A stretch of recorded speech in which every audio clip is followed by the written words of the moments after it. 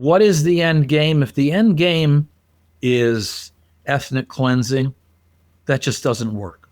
That just can't work. These numbers, incidentally, about an independent Palestinian state have not changed over the more than 2 decades, almost 3 decades, that we've been polling them. And so why is it that 40%, about 40%, are still undecided on the matter?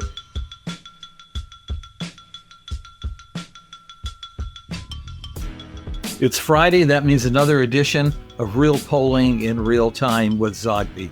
I'm John Zogby, and I'm here with my son, Jeremy Zogby. How are you doing? I'm doing fine. How about you? I'm doing okay. There is an issue out there that we really need to address, and from a polling standpoint, as well as from a global standpoint. And the overall question, I think, for discussion is about Gaza. And is Gaza Israel's Vietnam? Has Israel reached a point of no return with Gaza and made some choices that are very similar to U.S. choices that were made in Vietnam? And so we had a question on our most recent poll, and I'm going to actually get right to the wording about this. You know, what we like to do is we like to present both sides and then ask people, you know, which of the statements comes closer to their own view. So let's listen carefully. Which of the following best represents your view? The first, President Emmanuel Macron of France, along with 143 other member countries of the United Nations, believes that only an independent Palestinian state can help move the Middle East toward peace by freeing Palestinians from Israeli domination, allowing them to form a state that can deal as an equal with other nations. Or this statement, the Israelis reject the idea of a Palestinian state, arguing that it would pose a continuing threat to their security. Some Israelis in the government also insist that the only path to guaranteeing Israel's safety is to assert greater control over the entire West Bank and Gaza. I think that we have adequately represented both sides and fairly represented both sides. Here are the results. The two-state solution question, led by the statement by Emmanuel Macron, 40% overall. The Israeli argument and its reason for rejecting an independent Palestinian state, 22%, just about 2 to 1. And then, of course, 37% undecided. Not to get too far into the weeds, but what we see is a huge differential between Democrats and Republicans. Among Democrats, it's 53% for the Palestinian state to 12% who back the Israeli idea. Republicans, the opposite, almost 26%, the two states, the independent state, 37%, the Israeli argument. But independents, closer to the Democrats, 44% Palestinian state, 15% Israeli argument. We see almost a 2 to 1 differential among all of the age groups, among both college-educated and those not college-educated. We see even a substantial percentage, 39 to 26 among whites, but among Hispanics, 49 to 12, and blacks, 44 to 17.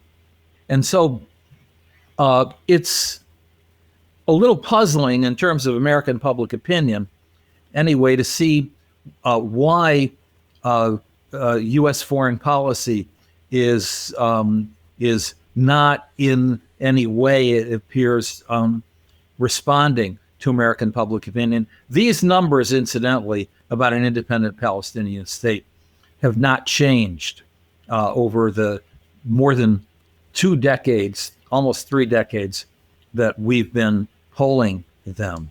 So where do things stand? The reason why I wanted to talk about it briefly today is that the Israeli cabinet, Prime Minister Netanyahu and his senior officials met yesterday into last night their time and determined to expand the war, to move into Gaza City and extend control over Gaza City.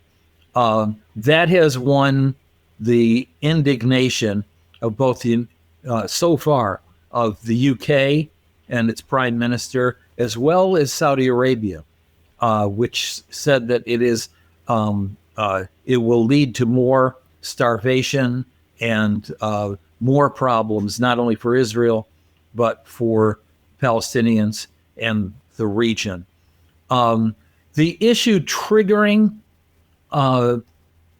both the reaction, the part of Israel, is the global charge now of starvation policy, of really a policy of ethnic cleansing and of setting Palestinians up to receive aid in certain aid centers and then shooting at them and killing them, which Prime Minister Netanyahu has said will continue in the interests of destroying Hamas.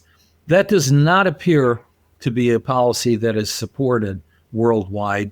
It is obviously a policy that is condemned by the Palestinians, not just Hamas, of course, by the Palestinians. But also, interestingly, you see the protests, including protests by the families of the couple of dozen hostages or so that remain in Israel, who now fear that such a policy could lead to the death of those hostages. So you have a real dynamic here within Israel, just as you had during the Vietnam War in the United States. In fact, just yesterday, you had Israeli authorities using fire hoses on demonstrators. You have global condemnation. After Macron issued his statement, he was shortly followed then by Keir Starmer, the Prime Minister of the UK, by Canada, and by others. And this morning, Germany just reporting that it is stopping arms sales to Israel if those arms are going to be used against Palestinians. So I guess the question is, why is Netanyahu doing this? What is the net gain out of all of this? At that cabinet meeting yesterday, the issue was raised about turning Gaza. Israel controls 88% of Gaza. Gaza was already the most densely populated piece of earth. And now about 2 million Palestinians are in a much smaller part of Gaza. So they are lined up in camps. But Israel is apparently moving forward with the idea of turning the beaches of Gaza into tourism. And so this, we know from other polls, is something that is widely rejected. I don't know that we need to spend a lot of time talking about this. I just wanted to get those numbers out and show that we're tracking this, and to wonder, what is the Israeli end game going to be? What's the exit strategy? And that's why it reminds me of Vietnam, reminds me of Afghanistan. It reminds me of Iraq, where we go in full blazes and then we leave. And the question is, did we leave things better or worse? And if we left things worse, why did we do that? And why do we do that to our men and women in the ground? I think it's especially poignant now in Israel, where you have just this week 600 former Israeli military and intelligence officials saying widening this war is a mistake. And you have other senior officials of government signing a similar statement. And that, coupled with the families of the hostages in opposition to all of this. You want to comment? Well, I'm trying to figure out where I begin. Well, you made a point. You asked a question. What's the end game? You've been observing this for a while. What do you think is the end game? Well, frankly, there's a couple of end games here.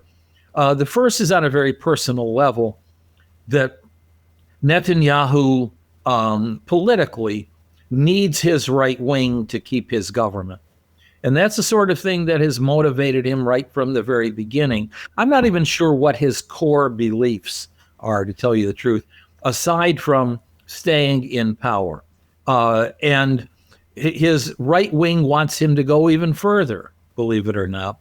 This is where we get into ethnic cleansing. This is where we get into, let's face it, genocide, a policy of starvation, of going well beyond destroying Hamas.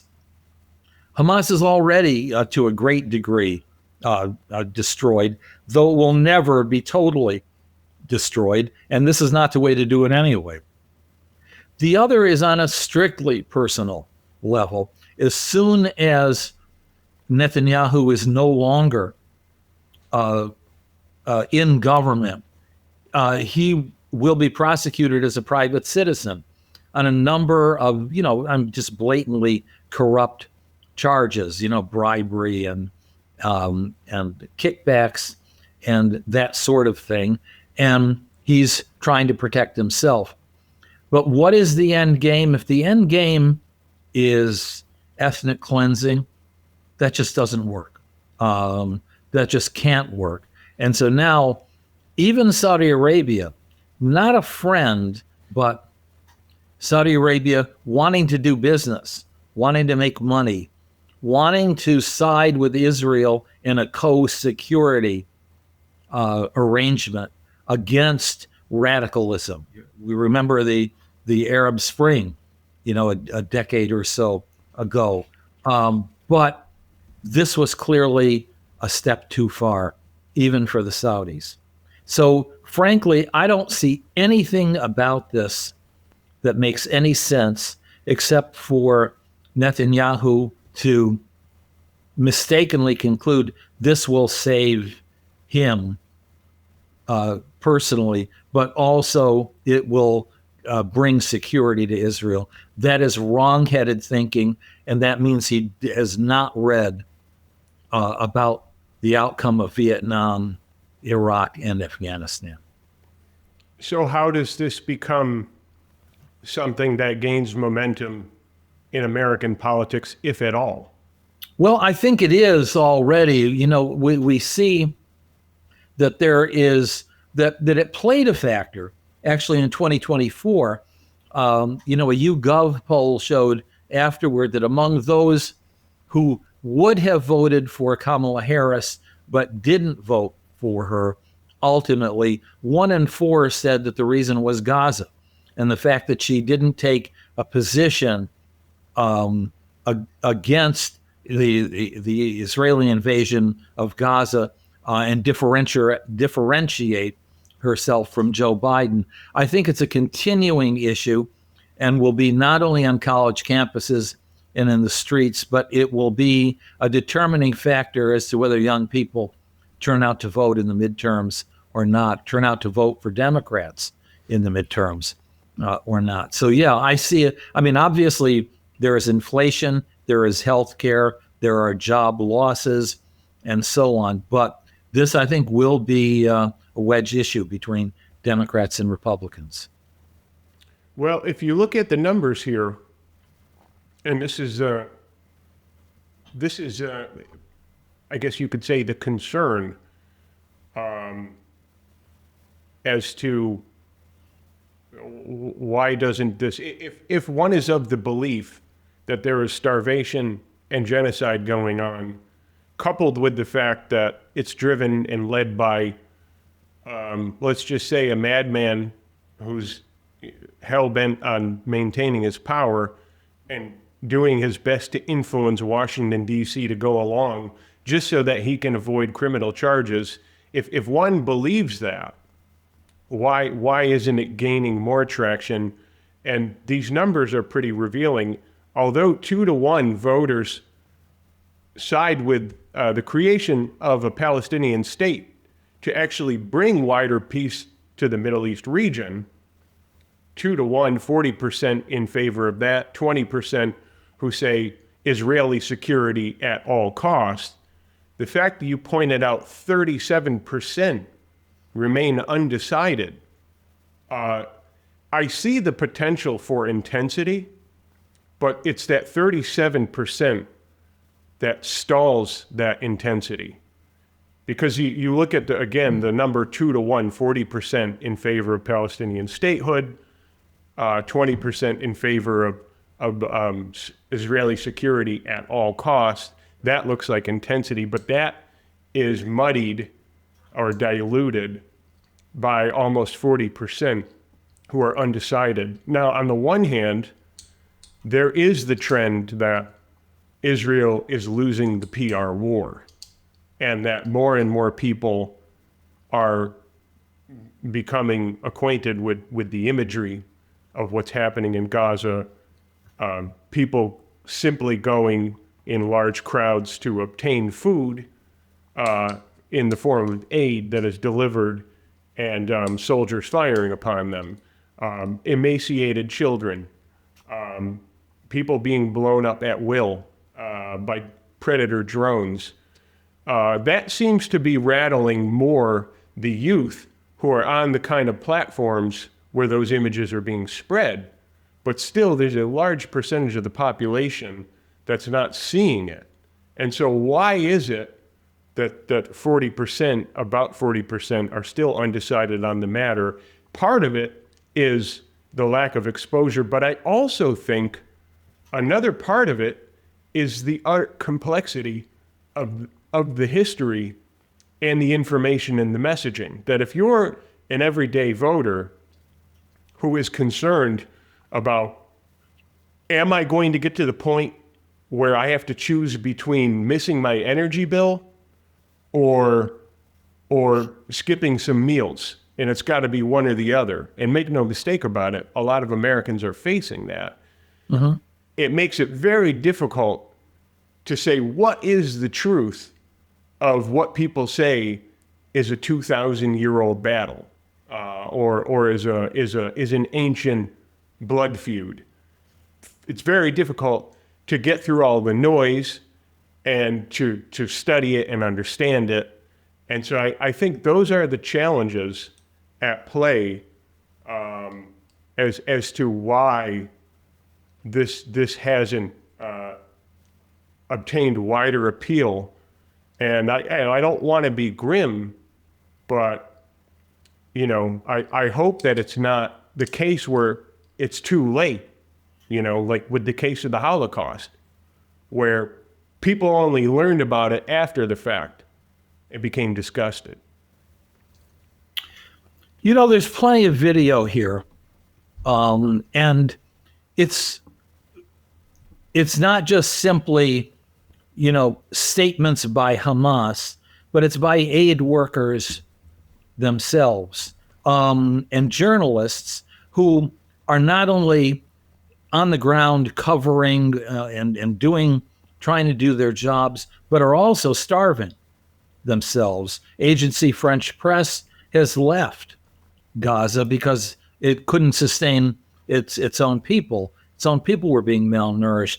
I think I don't disagree with what you said at all. I agree. I think there are two other factors at play as well. I think the first is that among those who think this through, there is still maybe a sense that can Palestinians govern themselves? I mean, they're the West Bank, under the PLO, the Palestinian Authority, is hopelessly corrupt. Gaza elected Hamas, who were just a bunch. And so can there be stability in an independent Palestinian state? And I think the other question is, we see Palestinians in the popular media either as terrorists or as victims. Are they really people like you and me? And I think those are two major barriers to carrying this forward. That sense that, oh, this is just out there. This is beyond anything I can comprehend. I don't like what Israel's doing, but who are these people? And there may even be a race element there. They just don't seem like they're you and me. And that means that the tragedy continues. But at least for now, that cabinet meeting that was held in Israel may have satisfied the majority of Israel's cabinet, including its right-wingers, but is not playing well in the rest of the world, it would appear. I think that's all I really have to say, and I'm glad that we got to air this issue. Yeah, I think I covered everything that I wanted to bring up. I want to hear from our folks, those that are watching, listening, or reading. Jer, let them know how they can reach us. But yeah, I'd really like to know if they're satisfied with the way we discussed this. Yeah, well, simply write to you, John at johnzogbystrategies.com, and or me, Jeremy, at johnzogbystrategies.com. And if you thought that you got some content with more depth, and I'd like to think that in this 20 or 25 minutes, we did what, it would usually take maybe 2 or 3 hours. Unfortunately, news segments only cover this stuff for 3 to 5 minutes, and an article can only go so far. So if you thought that there was a lot of in-depth discussion and insights, you could share it. Of course, tag us on X. Our handle is at Zogby Strategies, and just get the word out. Any platform, anything else that you use to obtain and share media, share this podcast. Okay, have a good week. You too. Have a good weekend.